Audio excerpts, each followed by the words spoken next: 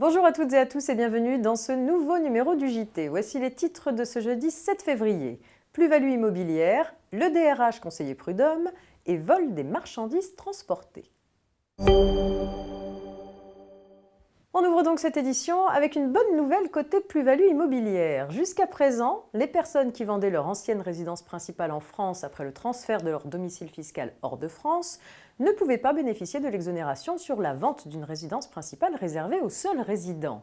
Cette différence de traitement a été supprimée puisque pour les cessions réalisées à partir du 1er janvier 2019, les non-résidents peuvent être exonérés sur la vente de leur ancienne résidence principale en France après leur expatriation.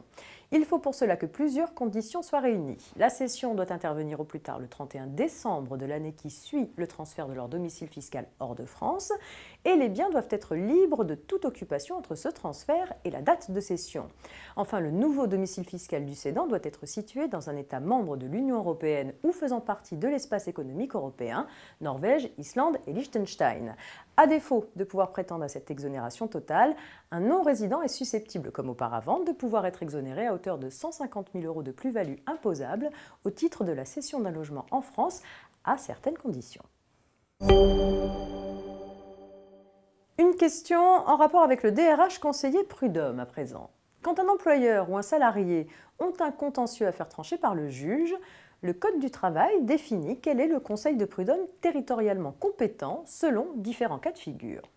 Il existe des exceptions aux règles de compétence territoriale. Ainsi, lorsqu'un employeur est également conseiller prud'homal, le salarié peut demander le renvoi de l'affaire devant un conseil de prud'homme limitrophe. Mais cette règle ne s'applique pas lorsque c'est le directeur des ressources humaines de l'entreprise qui est aussi conseiller prud'homme.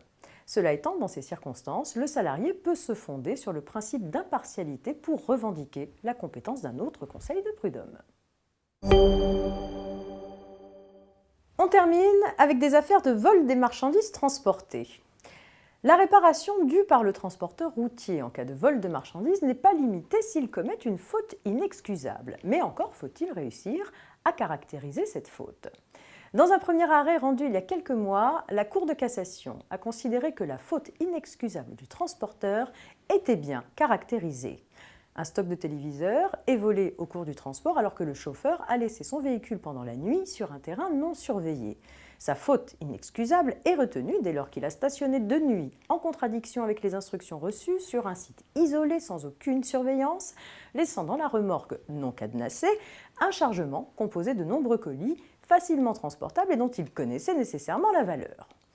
Dans une affaire plus récente encore, un transporteur chargé d'acheminer des photocopieurs laisse sa remorque dételée tout un week-end dans un entrepôt de la banlieue parisienne. La remorque reste porte ouverte mais accolée au quai. Pour autant, à défaut d'antivol sur le pivot d'attelage, elle a pu être déplacée, permettant le vol de la marchandise. Dans ces circonstances, la faute inexcusable du transporteur est caractérisée, alors que connaissant le caractère sensible de la marchandise, il a tout de même choisi de l'entreposer ainsi dans un site non sécurisé, ni surveillé, ni clôturé.